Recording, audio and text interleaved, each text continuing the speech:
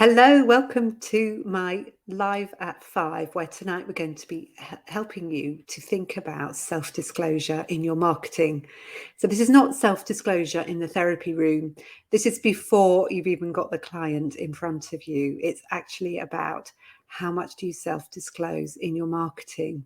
And we're going to be looking at ways that you could think about this and perhaps some of the things that might play into your decision making about how much you actually choose to self-disclose. Now, if you haven't already downloaded it, you'll find a lot of help for your private practice, for your marketing, in my guide, 21 Ways for Counsellors to Attract New Clients. And I've just popped a post onto my business page, which I will very quickly share with you so you can get a look and see what it's like. So this post with the breaking news under it, do go to my business page, click on the link that's in there, and you'll be able to download the guide and download it and then look out for the emails, because there's a series of there's some delivery emails, but after that 3 or 4 different emails explaining about the concept behind this, so that you can choose what to do according to what you need at this moment in time. So do have a look at that and just find the link and click through if you haven't done so already. And I will come back to the screen. There we go. So self-disclosure in marketing. We're going to look at some of the pros, we're going to look at some of the cons, and we're going to look about, why you might consider doing self-disclosure in your marketing, and some of the things that you need to consider as well. So obviously, when we are trained, we're really told that self-disclosure is something that we should handle really, really carefully. And as one of the people who commented on my post yesterday, if you go and look at my business page, there's quite a lot of discussion about self-disclosure in marketing. And as someone shared, as a psychodynamic counsellor, if they'd done self-disclosure, they would have really been slapped down by the tutor. And the question is always, what are you doing this self-disclosure for? And what processes are going on in you that means that you might be wanting to self-disclose. And so obviously as therapists, even if we're not psychodynamic therapists, we're still obviously taught about our boundaries and maintaining a professional boundary, and that the counselling session, it's definitely not about us, it's definitely for the client. And so we're very sort of clear about self-disclosure, obviously depending on your methodology. Perhaps if you're person-centered, you might do more sharing than someone who's, say, psychodynamic. But we're all trained in this, aren't we, to be really careful about self-disclosure. So, hold your hand up if that's you, if you agree that that's something that you've done as well. Just give me a little wave in the comments here. But the interesting thing is marketing is often about trying to create that connection with the client. And one of the ways that humans connect with others is by getting to know them and finding common ground. And that's often the way that we learn to trust people, isn't it? We trust them because they seem human and relatable. And so it can be a great way, self-disclosure can be a great way to make connections with people. And this is where we can get into a little bit of a tangle about it, because on the one hand, we've got what we're trained in terms of being with our clients in the counselling session, which is you don't self-disclose. And then on the other hand, you've got marketing people saying, yeah, but it's really, really useful if you share something about yourself when you're marketing. And you sort of think, well, what am I supposed to do? And obviously for most of us, we tend to err on the side of caution because we don't want to get into trouble. We don't want to make a mistake. And so we tend to not self-disclose a lot. And, what I'm going to say is that I think it's really important. I don't want you to self-disclose unless you're feeling comfortable with it. And I think a really good rule of thumb for most of us is, in whose interest am I actually self-disclosing? And I think that's a really interesting reflection for us to think about. In whose interest is this? So it is thinking about, why are you doing it? And Fee's just popped a comment here, which I'll just show you. I allude to being a trauma survivor. Clients have said they feel better knowing that I get it. I try to only do this when it will benefit the client, though. And I think that's probably, you know, a lot of people would agree with you there. So the thing about doing some sort of self-disclosure, and this is talking about marketing, not actually in the therapy room, is that it can create connection. And it's very interesting to read the conversations that people had on my page yesterday, especially people who are working with neurodiversity and working in sort of ADHD and with autism. They find it really does help for people from that community to know that they're going to be working with a therapist who's also got that experience, and that often attracts people. And similarly with sort of identity issues such as LGBTQ. It's really interesting talking to Sam Hope for my podcast, and I said, "Oh, you know, you work with a lot of transgender people. What sort of things are they talking about?" And she said, "Well," and they said, "Well, it's not really very much to do with transgender. For them, it's just a relief that they work with someone where they don't have to go into all of that. They can actually deal with the issues that they've got." And it might be about relationships, it might be about anxiety or whatever, but it's not about being transgender. You know, that's almost sort of taken as read. And so often it's really helpful for people to work with someone from their own community, for example, because it means that they can talk about what they want to talk about. They don't have to explain all about their identity or their sexuality or whatever. So, you know, for some people, it's actually really, really important. And I think, you know, using that test of, you know, who is this benefiting, it can actually really be of benefit to the client. And I think that's why a lot of people will self-disclose. Another thing that can be really useful is that it can break down stigma. And we were talking about people with invisible illnesses, so people maybe with chronic fatigue or things that aren't obvious, some sort of chronic pain condition. And so often that has been belittled, and, you know, it's all in your head, and this is the way it should be dealt with.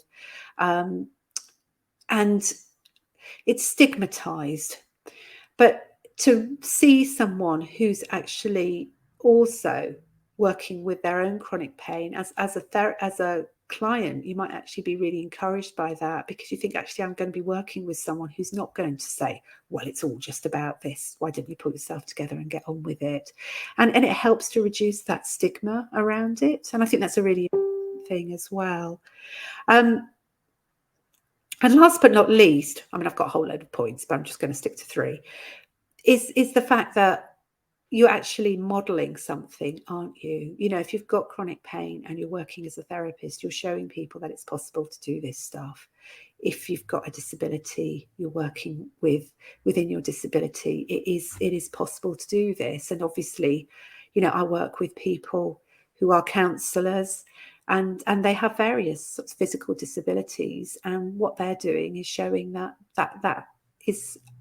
hasn't stopped them, and they're perfectly able to hold down a job like this. You know, and that sort of breaks down again that sort of stigma, and gives people hopeful messages, really. I'm hesitating a bit here because I don't want to sound patronizing. So, you know, there are advantages to it. So I'm just going to share some of the comments, because we're getting some lovely comments here. So Julie said, I absolutely agree with breaking down stigma. Many of my clients have taken huge acceptance of their own neurodiversity by me sharing my own. They kind of take permission to work out how to be themselves. And I think that's fantastic, isn't it? That people are able to sort of see that modelling as well. So here we go. This is from Becky. I'm going to wave. So Becky says, I love this. My supervisor is supportive in how I share. If you haven't looked at Becky's posts, you really, so I'm just going to stop I'll come back to that. If you haven't looked at Becky's posts, I absolutely love them. I really relate to them. They're absolutely beautiful. So do look up Becky's posts, Willow Therapy Tree. I love this. My supervisor is supportive in how I share. I write a lot about life, particularly supporting women, navigating life post-divorce and parenting. A lot of clients say it's really helpful knowing I'm also human as opposed to just the therapist. Adlerian theory is sharing some of our stories to support the work. Well, there you go. I didn't know that. Big thing for me is always to ask permission from my kids if I share an event. Yeah, I think that's a really important point. Thank you for that, which I hadn't thought to include in my talk. So thank you for that.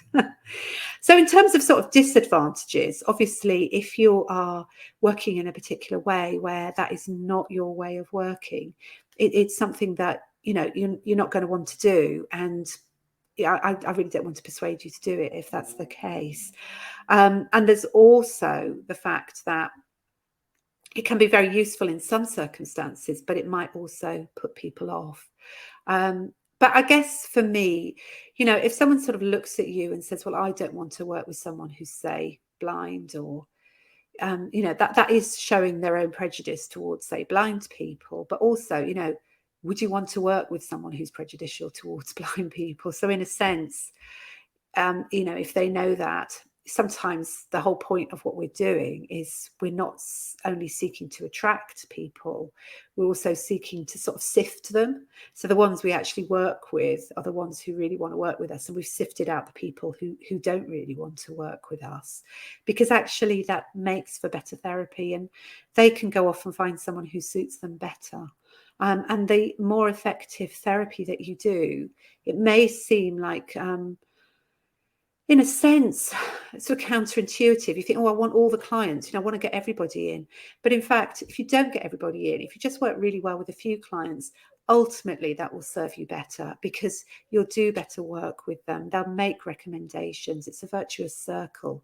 So although it's hard when you're just getting started, the thought that you might be putting people off, believe me, it's not really worth it, because you won't work well with them anyway. And this is definitely the voice of experience, and it is horrible sitting there and just knowing that you can't really work with this person, and they're spending the money on you, and it's not really helping, because it's not really inside your zone of genius. So, let them go with grace, and, really try and attract those people who really do want to work with you, and they will be, they'll recommend you, they'll come back again when they need more therapy.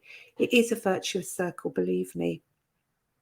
So the other thing that you could say about self-disclosure is it may well narrow down the people that you see. So say you are you say you're ADHD or whatever, that may narrow you down to working with ADHD people. But that in itself can be a good thing rather than a bad thing. And if you talk to someone like Anna Hayward, who's often sharing that she works exclusively with autistic and ADHD people, and she's overflowing with clients, actually. So, sometimes narrowing your niche is not a bad thing. But I guess things to think about is, moving on, what I'd like to talk about now is things to think about. So how comfortable are you in sharing this? And just picking up on Becky's point about, whose story is this to tell? And I think that's a really important question to ask. And I was talking to someone earlier about podcasting, and they said, is there anything that you don't want to talk about? And I said, well, I'll tell my story, but obviously my children's story is not my story to tell. And it's sort of thinking about, I may want to self-disclose myself, but have the other people given me permission to use this? And I think particularly with younger children as well, that might be something that, I sometimes see people who do use their children, and sometimes children can't give consent, so I'd say, is that something you want to do, for example? It's just something to think about. I haven't really made my mind up about that, but I'm just flagging it up. I haven't got young children, so that's probably the reason why I haven't thought about it. But I think it's sort of tempting to use them, but are they going to want that when they're older? I guess it's just sort of something for you to sort of think about and consider. And the next thing is to mention, what is it that you're sharing? And there's a lovely, lovely quote by Glennon Doyle of Untamed fame. And she says, share from the scar, not the open wound. So I'll say that again, share from the scar, not the open wound. And again, coming back to my podcast, I did that about 7 or 8 years after the kids had come out. If I'd done a podcast at the start, it would have been very, very different. I wasn't ready to do it. I hadn't processed it. And it wouldn't have been helpful. It wouldn't have met the desires that I've got for this podcast, because my podcast is about, helping other parents cope when their children come out, helping them to know that they can work through the process, and along the way really helping transgender people and affirming them and trying to help them with their relationships with their family. And if I'd spoken from the open wound when they first came out, it would have been talking from the sadness and the pain that I experienced at that point in my life. But now it's a completely different story, and I can talk about, in a much less emotional way. I mean, I still get emotional, but a lot of it is about, this is what I went through, but this is where I'm at now. And so it's sharing from the scar, not the open wound. And that's very different.